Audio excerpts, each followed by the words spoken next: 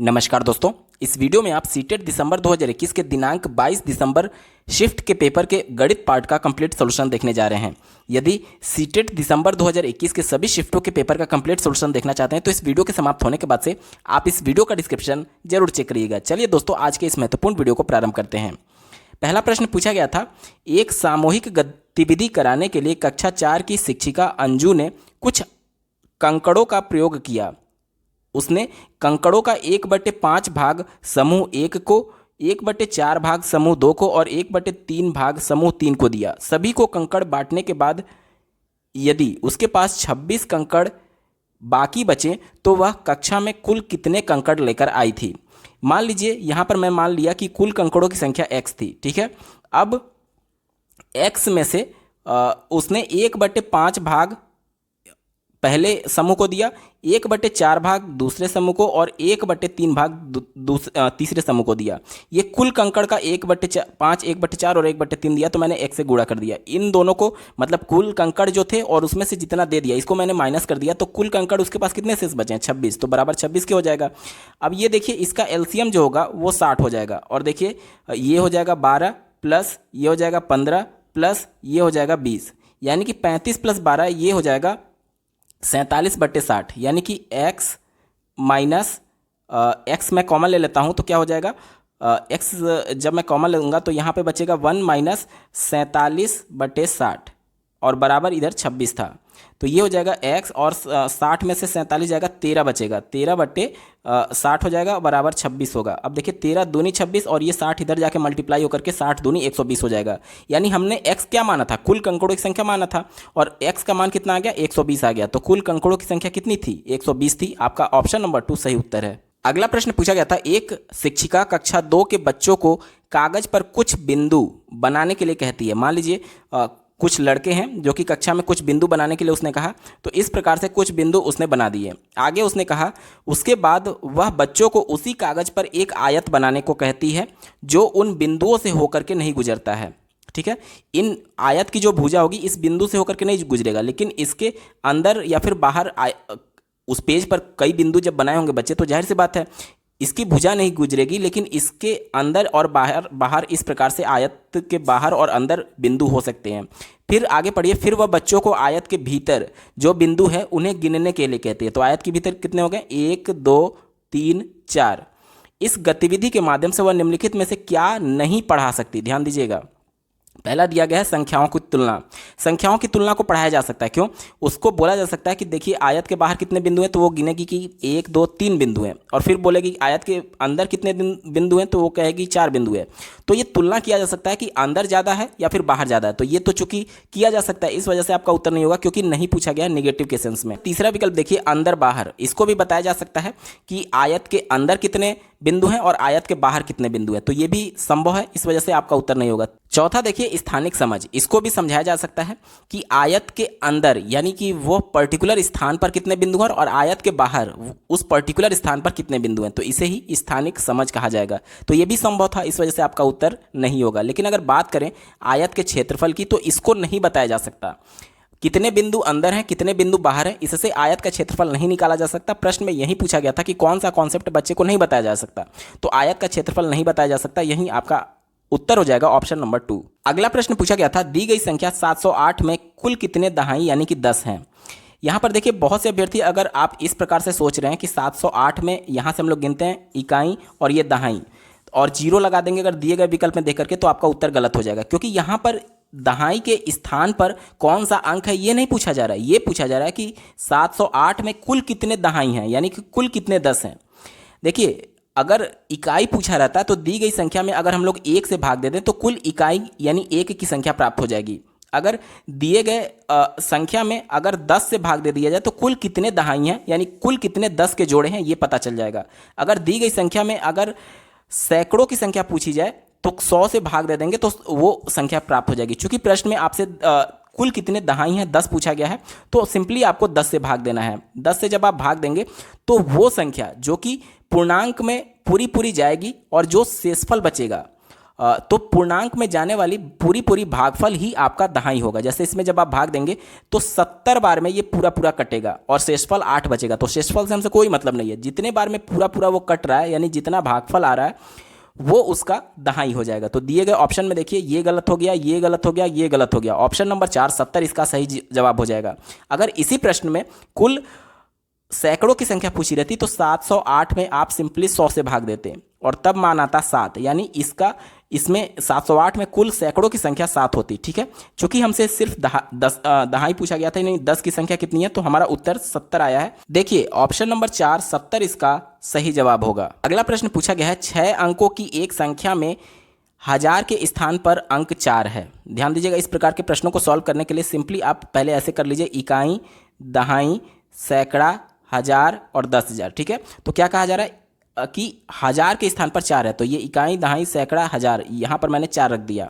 आगे देखिए दहाई के स्थान पर जो अंक है, यानी कि यहाँ पर जो अंक है वह 1000 के स्थान के अंक का दुगना है। अब 1000 पे हमारा कौन सा अंक था, 4 था, तो यहाँ पर इसका दुगना है, तो जाहिर सी बात है 8 हो जाएगा। आगे पढ़िए, सैकड़े के स्थान पर का अंक 1000 के स्थान के अंक का आधा है। अब देखिए इकाई, दहाई, ये वाला सैकड़ा है, सैकड़े वाला कह रहा है कि 1000 जो कि 4 था उसका आधा है, यानी कि यहाँ पर 2 हो जाएगा। ठीक है, इकाई के स्थान का अंक सैकड़े के स्थान के अंक का आधा है। इकाई, सैकड़ा क्या था, देखिए सैकड़ा ये वाला था और इकाई ये वाला है, तो ये कह रहा है कि सैकड़े का आधा है, यानी कि यहाँ पर 1 हो जाएगा। आगे पढ़िए, 10,000 के स्थान पर अंक 1000 और सैकड़े के स्थान के अंकों का जोड़ है। तो कहा जा रहा है कि 10,000 के स्थान पर जो अंक है वो सैकड़ा, देखिए सैकड़े का ये हो गया और 1000 का ये हो गया, इन दोनों के अंकों का योग है, तो 4 + 2 करेंगे तो 6 आ जाएगा। अब देखिए लाख के स्थान पर अंक 10,000 के स्थान के अंक का आधा है, यानी कि ये 10,000 था, अब ये लाख हो गया। तो ये कह रहा है कि जो 10,000 वाला यहाँ पर अंक है इसका आधा है, यानी कि यहाँ पर क्या हो जाएगा, 3 हो जाएगा, यानी कि 364 281 आपका उत्तर होगा। ये गलत हो गया, ये गलत हो गया। ऑप्शन नंबर 4 देखिए 364 281 इसका बिल्कुल सही जवाब है। अगला प्रश्न पूछा गया था, फरहान के पिता उसे कुछ आमों को समूह में व्यवस्थित करने के लिए कहते हैं। वह 2-2 के समूह में आम को लगाता है तो एक आम शेष बच जाता है। ठीक है, फिर वह 3-3 और 7-7 के समूह में आम व्यवस्थित करता है, तब भी एक आम बच जाता है। वह जानता है कि आमों की कुल संख्या 50 से कम है। यदि वह उन्हें 5 के समूह में लगाता तो कुल कितने आम बच जाते। देखिए यहाँ पर यह हिंट दिया गया कि कुल आम की संख्या 50 से कम है और पहले बार जब वो 2-2 के समूह में लगा रहा था तो एक आम शेष बच रहा था, यानी कि इससे ये क्लियर हो गया कि आमों की संख्या विषम होगी। ठीक है, अब देखिए विषम ऐसी कौन सी संख्या होगी जिसमें 2 से भाग दे तो एक शेष बचेगा। तो किसी भी विषम संख्या में जब आप 2 से भाग देते हैं तो वो शेषफल 1 ही बचता है। तो इससे आपको ज़्यादा मदद नहीं मिली, लेकिन ये 50 से कम है, इससे आपको काफ़ी मदद मिल चुका है। और 3 से भाग देने पर शेषफल 1 आएगा और 7 से भाग देने पर भी शेषफल 1 आएगा। अब 50 से नीचे कौन सी ऐसी विषम संख्या है जिसमें अगर हम लोग 3 से भाग दें, तो यहाँ पर मैं 43 अगर मैं मान लेता हूँ, तो 43 में अगर मैं 3 से भाग देता हूँ तो देखिए 3 एकम 3 और यहाँ पर बचा 13, 3 चौके 12, एक शेषफल बचा, यानी कि 43 वो संख्या सेटिस्फाई कर रही है। अब 43 को अगर हम लोग 7 से भाग करके देखें तो भी आपको एक शेष बचना चाहिए, तो 7 छक 42, एक शेष बचा। और 43 में अगर मैं 2 से भाग देता हूँ तो देखिए 21 दूनी 42, यहाँ पर भी एक शेष बचा। तो 43 ही वह संख्या होगी, यानी कि कुल आमों की संख्या 43 हो गई, ये कन्फर्म हो गया। अब देखिए अब ये पूछा जा रहा है यदि वह उन्हें 5 के समूह में लगाए तो कुल कितने आम बच जाएंगे। तो 43 कुल आमों की संख्या हो गई और 5 के समूह में लगा रहा, 5 से मैं डिवाइड कर रहा हूँ, 5 × 8 = 40, यानी कि 3 शेषफल बच जाएगा। ठीक है, ऑप्शन में देखिए ये गलत हो गया, ये गलत हो गया। ऑप्शन नंबर 4 3 इसका बिल्कुल सही उत्तर है। अगला प्रश्न दिया गया है, एक यहाँ पर सीक्वेंस यानी कि अनुक्रम दिया गया है और इस सीक्वेंस का अगला नंबर क्या होगा ये आपसे पूछा जा रहा है। तो देखिए यहाँ पर सबसे पहले 0 दिया गया, ठीक है, और उसके बाद से इन्होंने एक संख्या को दिया है और किया क्या है कि 0 में 1 जोड़ करके इन्होंने अगली संख्या 1 को यहाँ पर लिख दिया। उसके बाद से देखिए लास्ट के 2 संख्याओं को इन्होंने जोड़ दिया है, 1 + 1 तो ये 2 आ गया। फिर देखिए इन्होंने क्या किया है, लास्ट की 2 संख्याओं को जोड़ दिया है तो 3 आ गया। फिर देखिए अगला नंबर कैसे आया, लास्ट के 2 संख्याओं को जोड़ दिया तो 5 आ गया। फिर देखिए इन्होंने क्या किया है, लास्ट के 2 संख्याओं को जोड़ने से अगला संख्या मिला, फिर लास्ट के 2 संख्याओं को जोड़ने से अगला संख्या मिला, फिर इसी प्रकार से देखिए 8 और 13 को जोड़ करके अगला 21 मिल गया, और फिर 13 और 21 को जोड़ करके अगला संख्या 34 मिल गया। अब इसी प्रकार से जो अगला संख्या आएगा वो 21 और 34 को जोड़ करके आएगा, तो दोनों को जब आप जोड़ेंगे तो अगली संख्या आपको 55 मिल जाएगी। दी गई ऑप्शन में देखिए ऑप्शन नंबर 3 इसका बिल्कुल सही उत्तर है। अगला प्रश्न पूछा गया है, गोपाल जी के पास 8 गायें हैं और प्रत्येक गाय रोज 2 लीटर दूध देती है, यानी कि एक दिन उनके घर कितने लीटर दूध आ रहा है गाय की वजह से? 16 लीटर दूध आ रहा है, ठीक है। जिसे वह पास के होटल में 15 रुपये प्रति लीटर के हिसाब से बेचते हैं। अब 16 लीटर एक दिन में देता है और 1 लीटर का दाम 15 रुपया है, तो कुल कितना दाम हो जाएगा? इतना हो जाएगा।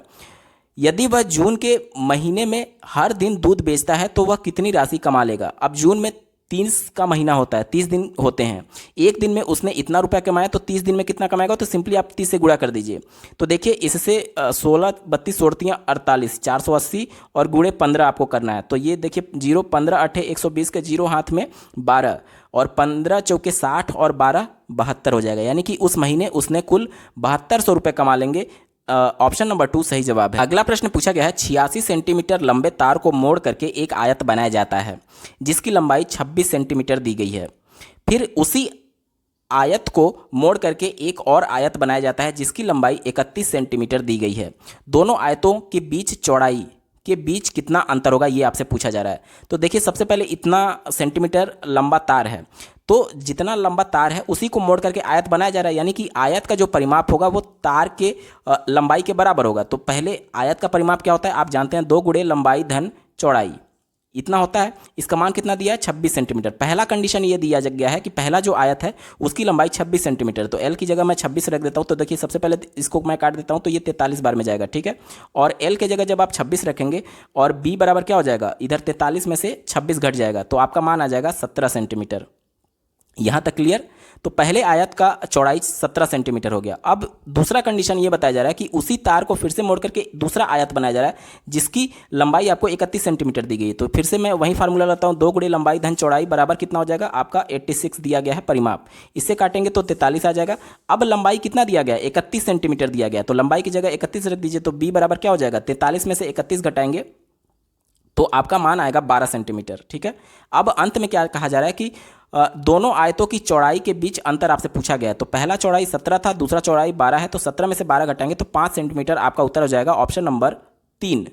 अगला प्रश्न पूछा गया है, शिक्षिका ने कक्षा 5 के विद्यार्थियों को कुछ वस्तुओं के कोने का अवलोकन करने के लिए कहा, जैसे कि कॉपी किस प्रकार से होगी? कुछ इस प्रकार से इसका पेज होगा और इसका कोना, ये इसका कोना हो गया, इसका अवलोकन करने के लिए कहा। इसी प्रकार से मेज कैसे होगा? कुछ इस प्रकार से होगा और नीचे यहाँ पर इसके लेग्स होंगे, तो इसका कोना ये कहा जा रहा है। और श्यामपट्ट ब्लैक बोर्ड जो होता है उसका कुछ इस प्रकार से होगा, उसका कोना कुछ इस प्रकार से होगा। इस गतिविधि के द्वारा वह क्या चर्चा कर सकती है? सभी या तो आयताकार हैं या तो वर्गाकार हैं, ठीक है। और सभी के कोने के बारे में चर्चा करने की बात की गई है। तो पहला देखिए आयत का क्षेत्रफल, देखिए हो सकता है कि कॉपी वर्गाकार हो सकता है कि मेज भी वर्गाकार हो सकता है कि श्यामपट्ट भी वर्गाकार हो। तो यहाँ पर आयत स्पेसिफाइड नहीं किया जा सकता, तो ये गलत हो गया। और क्षेत्रफल तो इससे बिल्कुल भी ज्ञात नहीं किया जा सकता, केवल कोनों के माध्यम से, ठीक है। इसी प्रकार से देखिए परिमाप नहीं ज्ञात किया जा सकता, तो ये भी गलत हो गया। लेकिन अगर समकोण की बात की जाए तो उसको समकोण का संप्रत्यय बताया जा सकता है कि अगर 2 भुजाएं यहाँ पर बिल्कुल 90 अंश पर काटे तो ये समकोण कहा जाता है, यानी कि जो कोण 90 अंश बनाती है उसे समकोण कहते हैं। तो ये पहला विकल्प बिल्कुल सही उत्तर हो जाएगा। चौथा विकल्प देखिए, यहाँ पर दिया गया वर्ग और आयत के बीच अंतर। वर्ग और आयत के बीच भुजाओं का अंतर होता है, ना कि अगर जो कोने होते हैं वो तो वर्ग में भी समकोण होंगे और आयत में भी समकोण होते हैं। तो अंतर अगर बताना होता तो उसकी भुजाओं का अवलोकन कराया जाता, ना कि कोनों का। तो ये विकल्प आपका गलत हो जाएगा। एक ही ऑप्शन बचा, ऑप्शन नंबर 1, समकोण का यहाँ पर अध्ययन कराया जा रहा है। ऑप्शन 1 सही उत्तर है। अगला प्रश्न पूछा गया, रघु सुबह के 9:10 पर स्कूल जाने के लिए घर से निकलता है। उसे स्कूल पहुंचने में कुल 20 मिनट का समय लगता है। आधा रास्ता पहुंचने के बाद उसे याद आता है कि वह अपनी गणित की कॉपी घर पर ही भूल गया है, तो वह वापस जाता है और कॉपी लेता है। यदि वह समान गति से चलता है तो घड़ी में मिनट की सुई किस अंक पर होगी जब वह स्कूल पहुंचेगा? ध्यान से समझिएगा। 9:10 सुबह वह स्कूल के लिए निकला। आधा दूरी अभी उसने तय किया है, ठीक है। आधा दूरी तय करने में, टोटल दूरी तय करने में उसको 20 मिनट का समय लग रहा था, तो आधा दूरी तय करने में कितना समय लगेगा? 10 मिनट का समय लगेगा। तो आधा दूरी जब तक वो चला होगा स्कूल और घर से स्कूल की तरफ, तो आधा दूरी चलने में उसको 10 मिनट का समय और लग चुका होगा, यानी कि अब समय कितना हो गया? अब समय हो गया 9:20, ठीक है। अब देखिए आधा दूरी तक पहुंच गया और फिर वापस घर को आया तो आधा दूरी फिर हो गया, तो आधा दूरी फिर तय करने में इसका आधा लगेगा यानी 10 मिनट और लग जाएगा, यानी कि अब समय कितना हो गया 9:30। अब वो घर पे पहुंच चुका है 9:30, अपनी कॉपी को लिया, ठीक है, जो कॉपी भूल गया था गणित की, अपनी कॉपी को उठाया और फिर उसी रफ्तार से उसी गति से फिर स्कूल जाता है। तो अब स्कूल जाने में उसको कितना समय लग रहा है, चूंकि गति उतना ही है तो 20 मिनट फिर लगेगा, तो 9:30 से निकला तो 20 मिनट और जोड़ देंगे तो 9:50 पर वह स्कूल पहुंच जाएगा, 9:50 पे। अब ये पूछा जा रहा है कि घड़ी की मिनट की सुई किस अंक पर होगा जब वो स्कूल पहुंचेगा। 9:50 में जो मिनट का सुई होगा वो 10 पर होगा, ठीक है। तो दिए गए विकल्प में देखिए ये गलत हो गया, ये गलत हो गया, ये गलत हो गया, एक ही विकल्प बचा ऑप्शन नंबर 4 10 इसका बिल्कुल सही उत्तर है। अगला प्रश्न पूछा गया था गणेश और डिंगा 4000 घन जिनकी भुजा 1 सेंटीमीटर है को अलग अलग बक्सों में पैक करना चाहते हैं। प्रश्न को ध्यान से समझिएगा, कुल छोटे छोटे 4000 घन है, इस प्रकार से कुछ घन होंगे, 4000 घन है जिनकी संख्या है और प्रत्येक घन की भुजा 1 सेंटीमीटर दी गई है, ठीक है। आगे ये कहा जा रहा है कि पैकिंग के लिए क्रमशः वो कुछ डिब्बों का इस्तेमाल करते हैं जिसमें उन प्रत्येक डिब्बे का 4 डिब्बे हैं जिनकी साइज अलग अलग है और सबका साइज यहाँ पर दिया गया है। पहले डिब्बे का साइज 20 सेंटीमीटर लंबा, 10 सेंटीमीटर चौड़ा और 10 सेंटीमीटर ऊंचा है। इसी प्रकार से जो दूसरा डिब्बा है ये ए डिब्बा हो गया, बी डिब्बा जो है उसकी लंबाई 15 सेंटीमीटर, चौड़ाई 9 सेंटीमीटर और ऊंचाई 10 सेंटीमीटर दी गई है। सी डब्बा जो है उसकी लंबाई 11, चौड़ाई 11 और ऊंचाई 10 दी गई है। इसी प्रकार से जो डी डब्बा है उसकी लंबाई 6, चौड़ाई 4 और ऊंचाई 10 सेंटीमीटर दी गई है। अब आपसे ये पूछा जा रहा है कि डिब्बे ए बी सी डी में क्रमशः कितने घन व्यवस्थित किए जा सकते हैं, ये सेंटीमीटर नहीं होगा बल्कि कितने घन व्यवस्थित किए जा सकते हैं ये आपसे पूछा जा रहा है। तो देखिए अगर एक घन का आयतन हम लोग निकाल लें, एक घन की भुजा दी गई है और घन की आयतन क्या होता है, भुजा क्यूब होता है, यानी कि एक घन का आयतन कितना हो गया, एक घन सेंटीमीटर हो गया, ठीक है, एक घन सेंटीमीटर। अब एक घन का आयतन हमें पता चल गया है और कुल कितने घन व्यवस्थित किया जा सकता है, तो इस डिब्बे का प्रत्येक डिब्बे का लंबाई, चौड़ाई और ऊंचाई दिया गया है, तो उससे हम लोग डिब्बे का आयतन निकाल लें और एक घन के आयतन से भाग देंगे तो उससे पता चल जाएगा कि कुल कितने घन उसमें आ सकते हैं। तो पहले देखिए, पहले जो ए है उसका आयतन निकालने के लिए आप क्या करेंगे, लंबाई, चौड़ाई और ऊंचाई का गुणा कर देंगे, यानी कि 12 छक 120 और ये 10 से गुणा करेंगे तो 1200 सेंटीमीटर क्यूब हो जाएगा, ठीक है। अब देखिए एक घन का यहाँ पर आयतन 1 था तो 1 से जब भाग देंगे तो कुल ए में कितने आ जाएंगे, 1200 घन आ जाएंगे, तो ए में 1200। इसी प्रकार से बी का देखिए 15 गुणे 9 गुणे 10 यानी 15 9 135 और 10 से गुणा करेंगे तो 1350 आ जाएगा, यानी कि बी में कुल 1350 घन आएंगे, छोटे घन, ठीक है। सी की बात करें तो यहाँ पर देखिए 11 11 121 और 10 1210 आएंगे, सी में कितना हो जाएगा 1210। और डी की अगर बात करें तो डी का देखिए 6 चौक 24 और 10 यानी 240 आ जाएगा, तो ये 240 हो जाएगा। तो देखिए ए में 1200, बी में 1350, सी में 1210 और डी में 240। देखिए ये विकल्प गलत हो गया, ये विकल्प गलत हो गया, सी वाला भी गलत हो गया, लेकिन डी की बात करें तो यहाँ पर देखिए ऑप्शन बिल्कुल सही उत्तर हो जाएगा। अगला प्रश्न पूछा गया था यदि एक पानी के टैंक में 500 लीटर पानी है तो उसमें 250 मिलीलीटर, यहाँ देखिए मीटर नहीं बल्कि लीटर होगा, 250 मिलीलीटर क्षमता वाले अधिकतम कितने बर्तन भरे जा सकते हैं।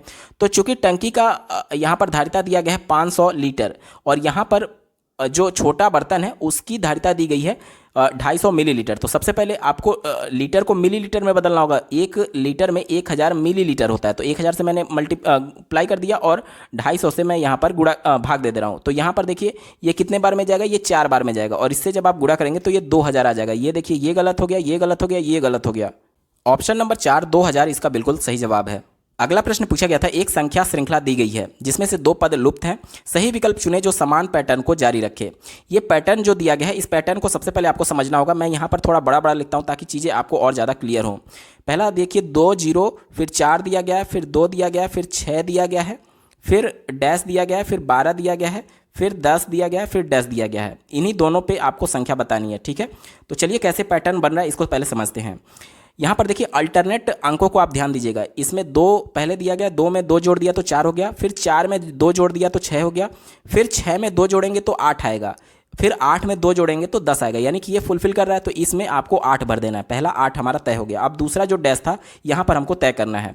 तो यहाँ पर देखिए अल्टरनेट जो संख्या है यहाँ पर 0 है, तो 0 में पहले इन्होंने 2 को जोड़ा, ठीक है। 2 से 1 में गुणा किया और 0 में जोड़ दिया, तो क्या हो जाएगा, 2 यहाँ से 2 मिल गया और जो 0 था इसमें जोड़ देंगे तो 2 मिलेगा। ठीक है, तो ये 2 आ गया। अब इसके बाद से अगला जो पैटर्न है इसको समझने के लिए आपको 2 को 2 में गुणा करना पड़ेगा। 2 गुणे 2 करेंगे तो यहाँ से 4 मिल जाएगा और 4 को इस 2 में जोड़ेंगे तो हमें 6 मिल जाएगा। ठीक है, अब 2 गुणे 2 हमने कर दिया, अब 2 गुणे 3 करना पड़ेगा। 2 गुणे 3 करेंगे तो 2 तिया 6 मिलेगा और इस 6 में माफ़ कीजिएगा, इस 6 में जो 6 मिला है इसको जोड़ेंगे तो 12 मिल गया।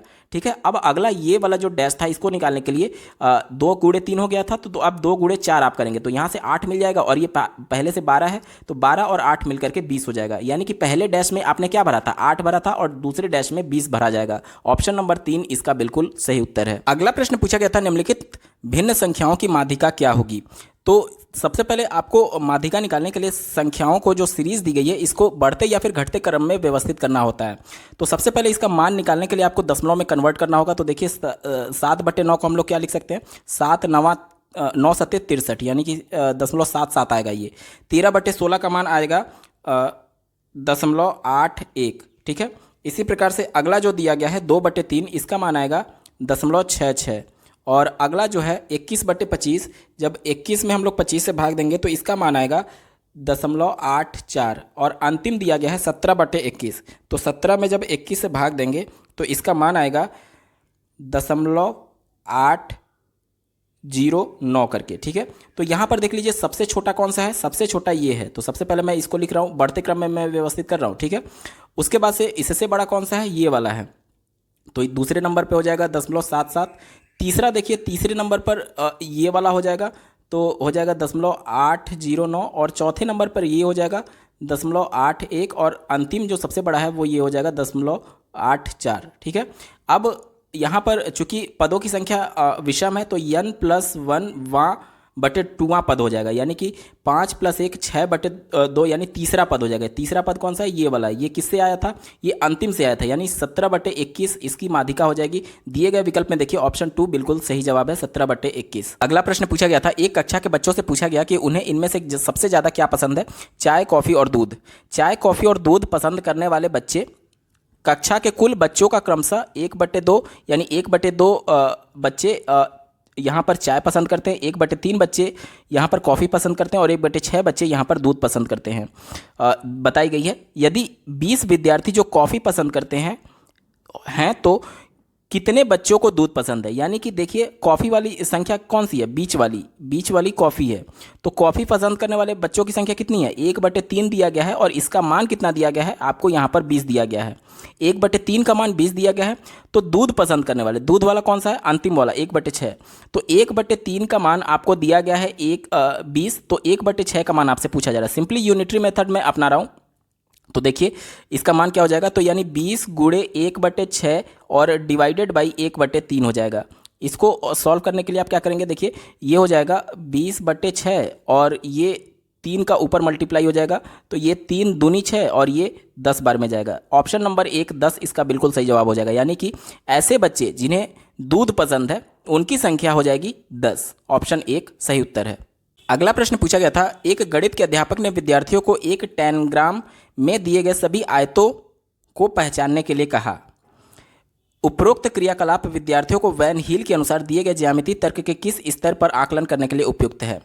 यहाँ पर वैन हील ने एक सिद्धांत दिया था जिसके माध्यम से उन्होंने ये बताया कि बच्चे ज्यामिति किस प्रकार से सीखते हैं। सबसे पहले वो दृश्यीकरण करते हैं, उसके बाद से वो आकृतियों को पहचानना शुरू करते हैं, उसके बाद विभिन्न आकृतियों में वो संबंध ढूंढने की कोशिश करते हैं, जैसे कि वर्ग है और आयत है, तो उनको ये एहसास होने लगता है कि अगर आयत की 2 भुजाएं जो कि लंबाई है वो अगर चौड़ाई के बराबर हो जाए तो ये वर्ग बन जाएगा। यानी कि 2 आकृतियों में वो संबंध ढूंढने लगते हैं। और अंतिम जो चरण होता है वो स्वयं सिद्ध, जो कि अभिग्रहितीय का होता है। इसमें वो खुद फार्मूला डिराइव करने लगते हैं कि किसी आकृति के लिए क्षेत्रफल या फिर परिमाप निकालने के लिए क्या कुछ यहाँ पर हो सकता है फॉर्मूला। ठीक है, तो ये उनके द्वारा स्टेप्स बताए गए थे।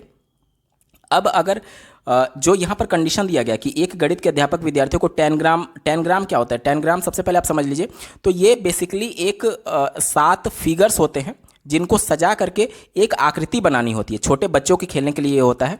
तो यही पूछा जा रहा है कि पहचानने के लिए कहा, उपरोक्त क्रियाकलाप विद्यालय के विद्यार्थियों के वैन हील के अनुसार दिए गए ज्यामितीय तर्क के किस आकलन के लिए उपयुक्त है। तो देखिए यहाँ पर दृश्यीकरण का मतलब केवल देखना होता है, आकृतियों को देखना, ठीक है। और जबकि यहाँ पर क्या कहा जा रहा है, आयतों को पहचानना बच्चे द्वारा पहचाना भी जा रहा है, ठीक है। तो केवल दृश्यीकरण नहीं होगा बल्कि वो चित्रों को देख करके पहचान भी रहा है। स्वयं सिद्ध नहीं होगा क्योंकि इस कंडीशन में यहाँ पर कुछ फॉर्मूले वगैरह भी निकाले जाते हैं, तो यहाँ ऐसा कुछ हो नहीं रहा है, इस वजह से आपका उत्तर नहीं होगा। तीसरा देखिए, विभिन्न आकृतियों में परस्पर संबंध स्थापित करना, इस प्रकार की कोई गतिविधि नहीं हो रही है, इस वजह से उत्तर नहीं होगा। एक ही ऑप्शन बचा, आकृतियों को पहचानना, तो ऑप्शन नंबर 4 इसका सही जवाब है। अगला प्रश्न पूछा गया था, गणित को पढ़ाने के लिए खेल और पहेलियां प्रभावकारी रणनीतियां हैं क्योंकि यह निम्नलिखित को बढ़ावा देने में सहायक होती हैं। तो इस प्रश्न के विकल्प इतने हिंदी में शुद्ध दिए गए हैं कि आपको थोड़ा सा अंग्रेजी वाले का हेल्प लेना ही पड़ेगा। यहाँ पर देखिए, पहला दिया गया है प्रोसीजरल अंडरस्टैंडिंग। प्रोसीजरल कहने का मतलब कि यहाँ पर किस हिसाब से स्टेप बाय स्टेप बातें आगे बढ़ रही हैं, इसको समझने में मदद करता है। दूसरा देखिए, कॉन्सेप्चुअल अंडरस्टैंडिंग। कॉन्सेप्चुअल यानी कि संकल्पना बनाने के लिए ये प्रेरित करता है। बिल्कुल सही बात है, क्योंकि जब बच्चे खेल खेलेंगे और पहेली का उत्तर निकालने की कोशिश करेंगे तो कहीं ना कहीं वो अपना कॉन्सेप्ट बना रहे होंगे और इसी कॉन्सेप्ट को वो गणित में भी यूज कर सकते हैं। तो ऑप्शन नंबर 2 इसका बिल्कुल सही जवाब है, सबसे एप्रोप्रिएट आंसर होगा। अगला प्रश्न पूछा गया है, निम्नलिखित में से कौन सा गणित अधिगम के सही अनुक्रम को प्रदर्शित करता है जैसा कि डीन्स के द्वारा दिया गया है। तो डीन्स के द्वारा जो सिद्धांत दिया गया था उसके अनुसार ऑप्शन नंबर 2 यानी कि सबसे पहले प्रत्यक्ष ज्ञान परिवर्तिता सिद्धांत है, उसके बाद से गणितीय परिवर्तिता सिद्धांत है और रचनात्मक सिद्धांत है। इसको थोड़ा सा आप अंग्रेजी में देख लीजिए ताकि चीज़ें और ज़्यादा आपको क्लियर हो जाएं। यानी कि सबसे पहले परसेप्चुअल यहाँ पर वेरिएबिलिटी होता है, उसके बाद से मैथमेटिकल वेरिएबिलिटी होता है और अंत में कंस्ट्रक्टिविटी प्रिंसिपल आता है। तो ऑप्शन नंबर 2 बिल्कुल सही जवाब होगा। अगला प्रश्न पूछा गया था, इस्माइल एक प्राथमिक अध्यापक हैं, अपने छात्रों के पूर्व ज्ञान को समझने के लिए सर्वप्रथम सदैव कुछ क्रियाकलाप करते हैं। छात्रों के प्रदर्शन पर वह निश्चित करते हैं कि अगली अवधारणा की ओर बढ़ना है या फिर पिछली अवधारणा को ही दोहराना है और उसे समाहित करने के बाद ही अगली अवधारणा की ओर अग्रसर होना है। एक शिक्षक के नाते इस्माइल क्या कर रहे हैं? पहला विकल्प देखिए, एक रैखिक मूल्यांकन के नमूने का पालन कर रहे हैं जिसमें योजना, एक विषय को पढ़ाना और पढ़ाए गए वृत्तांत का मूल्यांकन सम्मिलित है। यह विकल्प गलत है क्योंकि अगर बच्चे को वो कॉन्सेप्ट समझ नहीं आ रहा तो फिर वो पुराने कॉन्सेप्ट को दोहरा रहे हैं, यानी कि जब तक वो चीज़ें पूर्व ज्ञान उनका क्लियर नहीं हो रहा है तब तक वो आगे नहीं बढ़ रहे हैं। तो यहाँ पर सिर्फ मूल्यांकन नहीं किया जा रहा है बल्कि उनका अगर कोई समस्या है तो उसका निदान भी किया जा रहा है, इस वजह से पहला उत्तर नहीं होगा। दूसरा देखिए, अत्यधिक समय नष्ट कर रहे हैं, ये विकल्प बिल्कुल ही निगेटिव था, इस वजह से आपका उत्तर नहीं होगा, ठीक है। तीसरा देखिए, जो शिक्षक हैं को एक विषय को पूर्ण करने के पश्चात ही मूल्यांकन करना चाहिए, ये भी गलत है क्योंकि आज हम लोग सतत मूल्यांकन की बात करते हैं और ये पूर्ण विषय यहाँ पर विषय को पूर्ण करने के पश्चात मूल्यांकन करने की बात कर रहा है, ऐसा नहीं होना चाहिए। एक कॉन्सेप्ट बताने के बाद से अगर उस कॉन्सेप्ट में कोई दिक्कत है तो उसके लिए यहाँ पर निदानात्मक शिक्षण किया जा सकता है, क्या बच्चे को दिक्कत आ रही है और उसका जो पूर्व ज्ञान है, अगर पूर्व ज्ञान ही अगर उसका सही से नहीं है तो सबसे पहले टीचर को पूर्व ज्ञान को कंफर्म करना चाहिए, ठीक है, यानी उसको पहले स्ट्रांग बनाना चाहिए, उसके बाद अगले संप्रत्यय पर जाना चाहिए। तो तीसरा नेगेटिव था, आपका उत्तर नहीं होगा। चौथा देखिए, एक चक्रीय मूल्यांकन। चक्रीय मूल्यांकन का मतलब कि पहले उसने कुछ पढ़ाया होगा, पहले वो उसका पूर्व ज्ञान हो गया, अब फिर से अगले कॉन्सेप्ट जो कि उससे जुड़ा हुआ है, आगे बढ़ने से पहले वो फिर से पूर्व ज्ञान को देख रहा है कि बच्चा सीखा है या नहीं पहले के ज्ञान को। अगर सीखा है तब तो ठीक है, अगले कॉन्सेप्ट पर चला गया, अगर नहीं सीखा है तो वो फिर से पुराने कॉन्सेप्ट पर आ जा रहा है। यानी कि देखिए, ये अगर ओल्ड वाला कॉन्सेप्ट है और ये न्यू वाला कॉन्सेप्ट है तो सबसे पहले इसकी जांच हो रही है। अगर ये इसमें पास हो गया, इसमें पास हो गया, देखिए ये पास हो गया तो ये न्यू पर चला जाएगा, और अगर फेल हो गया तो ये इसी पर रह जाएगा। तो ये एक चक्रीय कॉन्सेप्ट है कि मतलब इसी पूरे पूर्व ज्ञान और नए ज्ञान में एक तरीके से चक्र हो रहा है, इस वजह से चक्रीय मूल्यांकन कहा गया है। आगे पढ़िए कि नमूने का पालन कर रहे हैं जिसमें मूल्यांकन के द्वारा जानकारी एकत्रित कर बच्चों के अधिगम वातावरण को सुधारना सम्मिलित है। तो सबसे ज्यादा अप्रोप्रिएट आंसर यही होगा, ऑप्शन नंबर 4 सही जवाब होगा। अगला प्रश्न पूछा गया था, अनीस ने अपने छात्रों को विभिन्न ज्यामितीय आकृतियों को वर्गीकृत करने के लिए समूह परियोजना दी। इस परियोजना में विद्यार्थियों के प्रदर्शन का आकलन करने के लिए निम्नलिखित में से कौन सी आकलन तकनीक सबसे उपयुक्त है? यहाँ पर देख लीजिए, ज्यामिति, कुछ आकृतियाँ, कुछ शेप्स उसको दिए गए हैं और इस शेप को उसकी आकृति के अनुसार वर्गीकृत करने के लिए टीचर ने कहा है। तो ये बोला जा रहा है कि इसका आकलन कि बच्चे सही से वर्गीकरण वर्गीकरण कर पाए हैं या नहीं, इसका आकलन कैसे किया जा सकता है।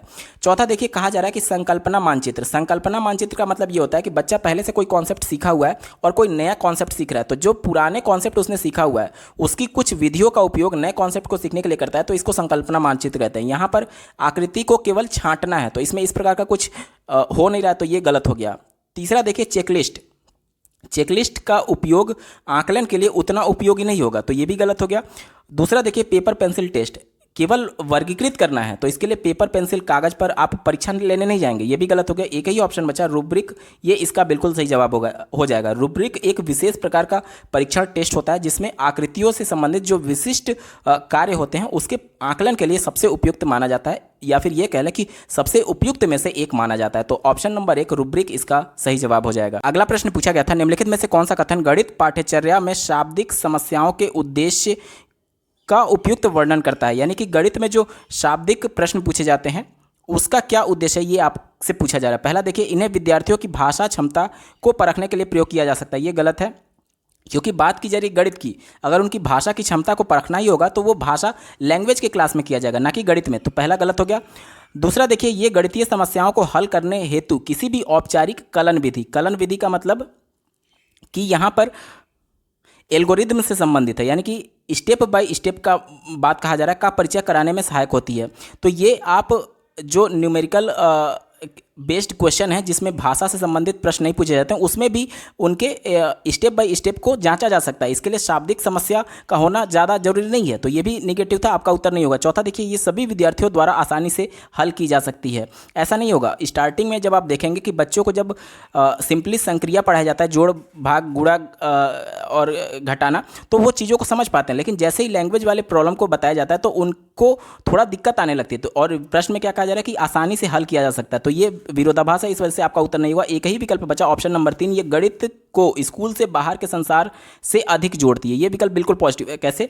जैसे कि देखिए, हम लोग प्रश्न बनाते हैं कि एक बच्चा 5 टॉफ़ी खरीदता है, फिर उसके बाद से 2 टॉफ़ी और खरीदता है, अब उसके पास कुल कितनी टॉफ़ी हो गई। तो सिंपली आप इस प्रश्न को 5 + 2 करके क्वेश्चन पूछ सकते थे कि बच्चे को इसका जवाब क्या होगा, लेकिन चूंकि बच्चा टॉफ़ी खरीदता है, ये उसके परिवेश का हिस्सा है, यानी कि उसके बाहरी संसार से जोड़ करके उसको हम लोग गणित पढ़ा रहे हैं, और यही एकीकृत कॉन्सेप्ट है, यानी कि उसके परिवेश से जोड़ करके गणित की शिक्षा देना। तो सबसे ज़्यादा एप्रोप्रिएट आंसर ऑप्शन नंबर 3 था, यही आपका उत्तर हो जाएगा। अगला प्रश्न पूछा गया था, अल्पवयस्क यानी कि जो छोटे बच्चे होते हैं, निम्न में से कौन सी प्रक्रियाएं पूर्व संख्या संकल्पना का भाग हैं।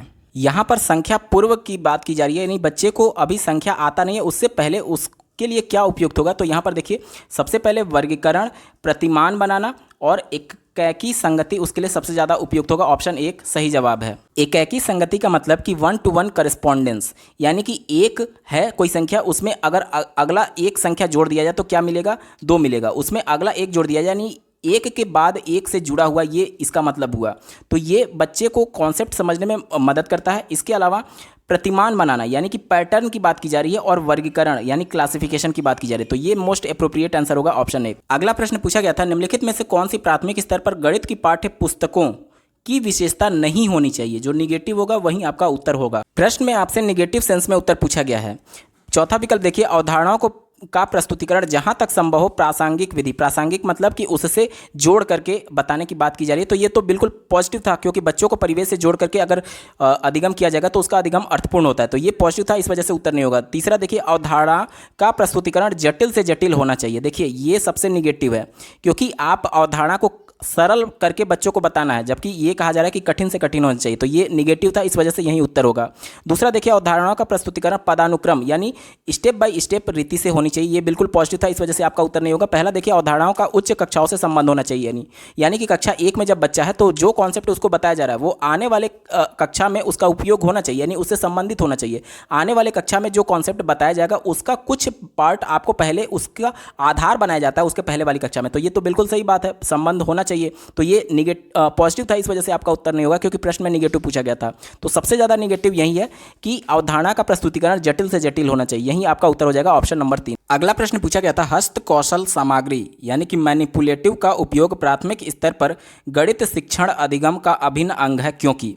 तो सबसे पहले मैनिपुलेटिव का मतलब समझ लीजिए, कुछ हाथ से बने हुए ऐसे सामग्री जिसका उपयोग गणित में किया जा रहा है। तो ये पूछा जा रहा है कि इसका अभिन्न अंग क्यों माना जाता है। पहला देखिए, यह प्राथमिक पाठ्यचर्या के अन्य विषयों के साथ संबंध बनाने में सहायता करता है।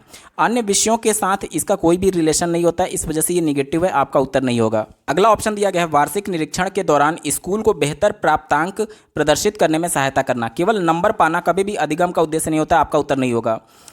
चौथा देखिए, शिक्षक शिक्षिका को समस्याओं को श्याम पट्ट पर हल करने की आवश्यकता नहीं पड़ती, इसलिए यह उनका समय बचता है। ये विकल्प बिल्कुल निगेटिव है, आपका उत्तर नहीं होगा। एक ही विकल्प बचा ऑप्शन नंबर 3, यह शिक्षार्थियों को गणितीय अवधारणाओं को समझने में सहायता करता है। ऑप्शन 3 इसका बिल्कुल सही जवाब है। अगला प्रश्न पूछा गया था, यहाँ पर एक योग दिया गया 56 + 38।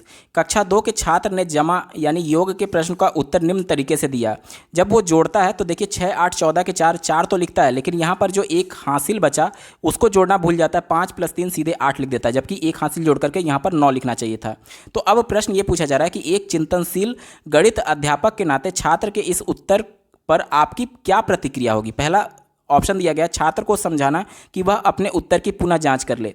अगर वो पुनः जांच करने के बाद भी नहीं करेगा तो फिर क्या करेंगे, तो हो सकता है कि बच्चे को ये कॉन्सेप्ट पता ना हो कि हासिल क्या होता है, ठीक है, तो इस वजह से भी गलती हो सकती है। तो पुनः जांचने के लिए कहा तो जा सकता है, लेकिन हो सकता है कि वो उस कॉन्सेप्ट को ना जानता हो, तो ये सबसे ज़्यादा अप्रोप्रिएट नहीं था, इस वजह से आपका उत्तर नहीं होगा।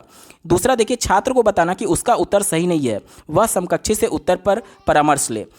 देखिए, उत्तर सही नहीं केवल बच्चे को बताने से काम नहीं चलेगा, हो सकता है कॉन्सेप्ट ही उसको ना पता हो, तो इस वजह से ये आपका उत्तर नहीं होगा, ठीक है। और अगर केवल समकक्षी से परामर्श लेने की बात होती तो टीचर की आवश्यकता नहीं पड़ती। बात करेंगे चौथे विकल्प की। चौथा विकल्प ये कह रहा है कि छात्र को कहना कि वह पाठ्य पुस्तक में हल किए इस तरह के प्रश्नों का अभ्यास करें। देखिए, अभ्यास करने से वो चीज़ों को रटने लगेगा, इस वजह से ये निगेटिव था, आपका उत्तर नहीं होगा। एक ही ऑप्शन बचा, ऑप्शन नंबर 3, स्थानीय मान की प्रणाली पर ध्यान देने के साथ पुनः समूहीकरण के माध्य से योग की अवधारणा को छात्र के लिए सरल करना। यानी कि सबसे पहले आप उसको स्थानीय मान का कॉन्सेप्ट बताएंगे कि हासिल का कॉन्सेप्ट क्या है, किस प्रकार से हासिल जोड़े जाते हैं, उसके बाद से फिर से उसको जोड़ वाले प्रश्नों को दे करके उसके इस अवधारणा को क्लियर करने की कोशिश करेंगे। ऑप्शन नंबर 3 सबसे एप्रोप्रिएट आंसर होगा। अगला प्रश्न पूछा गया था, राष्ट्रीय पाठ्यचर्या रूपरेखा 2005 अनुशंसा करता है कि प्राथमिक कक्षाओं में गणित के शिक्षण अधिगम के लिए समाकलित यानी एकीकृत उपागम को प्रयोग में लाना चाहिए। इसका क्या अर्थ है, तो पहला विकल्प देखिए, गणित को समस्या समाधान के साथ एकीकृत करना चाहिए। एकीकृत उसको अन्य सब्जेक्ट्स के साथ किया जाता है, ना कि समस्या समाधान के साथ, तो ये विकल्प गलत है, आपका उत्तर नहीं होगा। चौथा विकल्प देखिए, गणित उच्च स्तरीय गणित के साथ एकीकृत नहीं होना चाहिए। ये भी देखिए निगेटिव था। क्यों निगेटिव था, उच्च स्तरीय गणित आज कक्षा 1 में जो बालक जोड़ घटाना सीख रहा है 1 + 2, आगे चल करके वो आगे के कॉन्सेप्ट सीखेगा जिसमें पहले के कॉन्सेप्ट को यूज किया जाएगा। यानी कहीं ना कहीं उच्च स्तरीय गणित के साथ ये एकीकृत है, उससे जुड़ा हुआ है, तो ये विकल्प निगेटिव था, आपका उत्तर नहीं होगा, क्योंकि प्रश्न में विरोधाभास दिया गया, इसका उल्टा दिया गया। दूसरा विकल्प देखिए, गणित बच्चों के कक्षा के अंदर व बाहर के अनुभवों के साथ एकीकृत होना चाहिए। ये विकल्प बिल्कुल पॉजिटिव है। बाहर का अनुभव कहने का मतलब कि बच्चे जब टॉफ़ी खरीदने दुकान पर जाते होंगे तो पहले वो बोलते होंगे कि हमें 2 टॉफ़ी दे दीजिए, 1 टॉफ़ी का दाम पूछते होंगे और उसके बाद से 2 से मल्टीप्लाई करके उसमें वो पैसे देते होंगे और पैसे रिटर्न लेते होंगे। तो सब कुछ एक तरीके से गणितीय संक्रिया है, गुणा करना, 2 टॉफ़ी का दाम जोड़ना, उसके बाद से जितने पैसे दिए उसमें से जितने पैसे हुए उसको माइनस करना, ये सभी गणितीय संक्रिया है जो कि उसके बाहर का अनुभव है, इससे जोड़ करके उसको एकीकृत करना चाहिए। तो ये पॉजिटिव था, आपका उत्तर होगा। सी वाला देखिए, गणित को अन्य विषयों के साथ जैसे कि पर्यावरण अध्ययन व भाषा के साथ एकीकृत किया जाना चाहिए। ये विकल्प बिल्कुल पॉजिटिव है। कैसे पॉजिटिव है, इसको समझिए। जैसे आप लोग प्राथमिक स्तर के बच्चों के किताब में देखते होंगे, अगर बच्चे को गणित पढ़ाना है तो वहाँ पर एक किसी जानवर का चित्र जैसे कुत्ता या फिर बिल्ली का चित्र बना है और उसके आगे 1 लिखा रहता है। इसी प्रकार से 2 बिल्ली या फिर कुत्ते का चित्र बना है और उसके आगे 2 लिखा रहता है। ये बिल्ली और जो कुत्ता है वो उसके परिवेश का हिस्सा है, यानी कि उसके पर्यावरण का हिस्सा है, यानी ये पर्यावरण अध्ययन हो गया, ठीक है। और जो आप उसको गिनती सिखा रहे हैं 1 या फिर 2, ये उसके गणित का हिस्सा है, यानी कई सब्जेक्ट्स को एक साथ जोड़ करके पढ़ाना, ये एकीकृत कहलाता है। तो ये विकल्प बिल्कुल पॉजिटिव था। ऑप्शन 3 भी सही होगा। दिए गए ऑप्शन में देखिए बी और सी सही होगा। ऑप्शन 1 बी और सी इसका बिल्कुल सही जवाब है।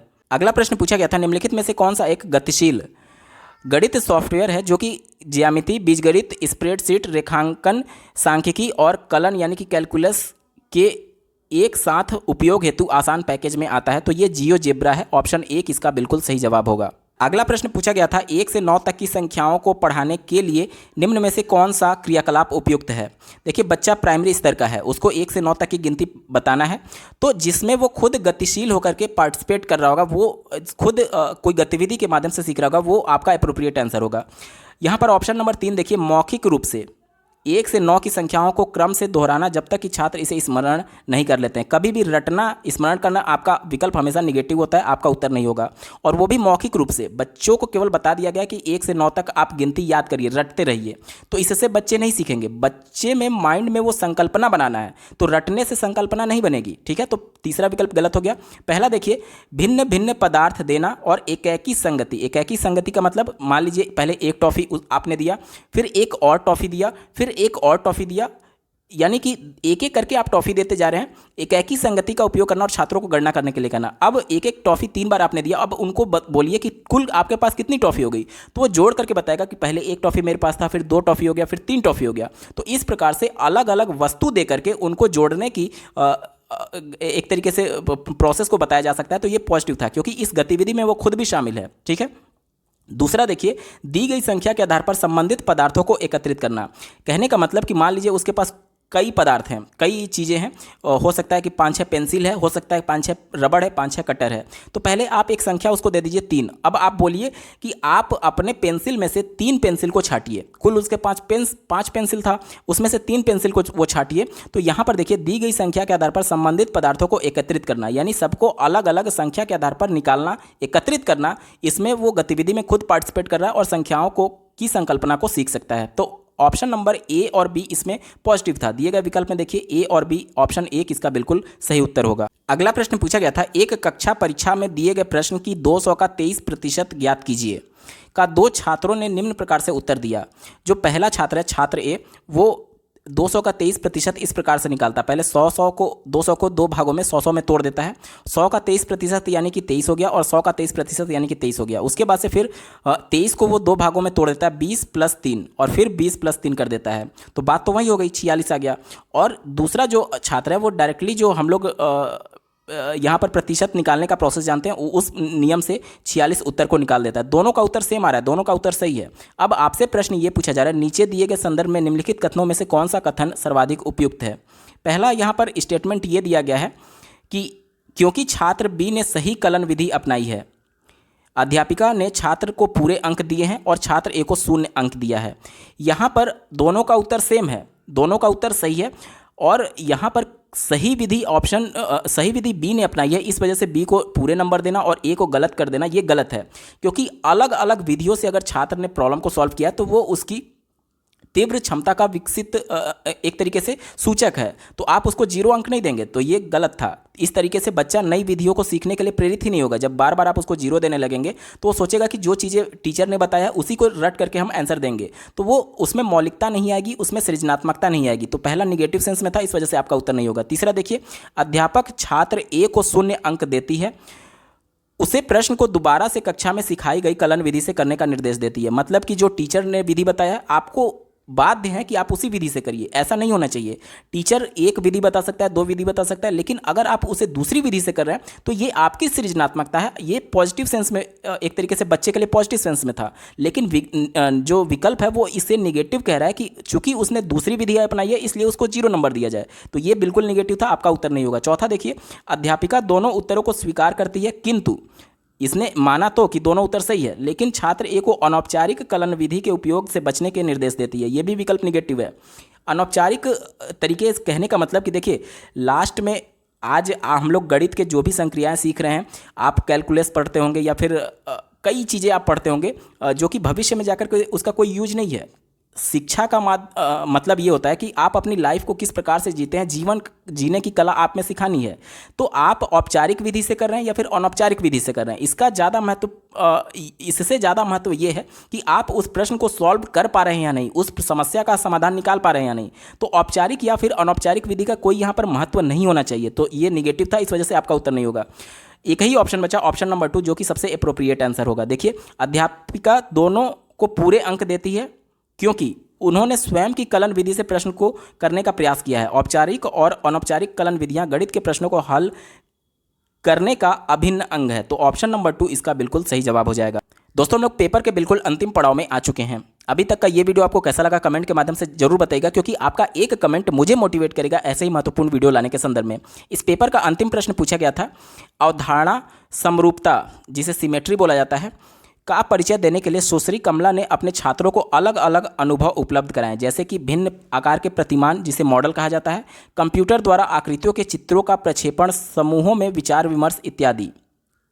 सुश्री कमला का आशय अधिगमकर्ताओं को बहुल अनुभव का उपलब्ध कराना है, जिससे अब यहाँ पर देख लीजिए, अगर समूह में चर्चा विमर्श किया जा रहा है यानी ग्रुप डिस्कशन किया जा रहा है, तो इसमें जो नॉर्मल बच्चे हैं उसको सहायता मिलेगी। इसके अलावा आकृतियों को दिखाया जा रहा है कंप्यूटर के माध्यम से, इससे ये दृश्य सामग्री हो गया। इससे ऐसे बच्चे जो कि श्रवण बाधित हैं, जो कि डिबेट में भाग नहीं ले सकते, उनको भी मदद मिल रही है।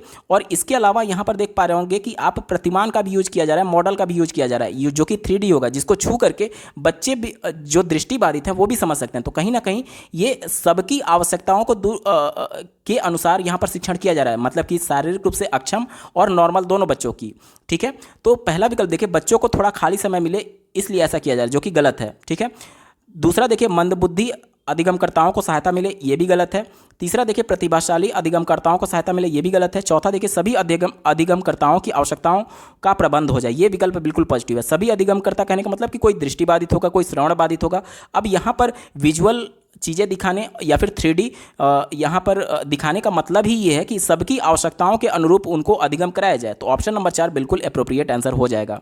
दोस्तों यहाँ पर पूरा पेपर सॉल्व हो चुका है। आपको ये वीडियो कैसा लगा कमेंट के माध्यम से जरूर बताइएगा। और सीटेट दिसंबर 2021 के सभी शिफ्टों के पेपर का कंप्लीट सोल्यूशन देखने के लिए इस वीडियो का डिस्क्रिप्शन जरूर चेक करिएगा। इस वीडियो को देखने के लिए आपका बहुत बहुत धन्यवाद। भगवान करे आपका दिन शुभ हो।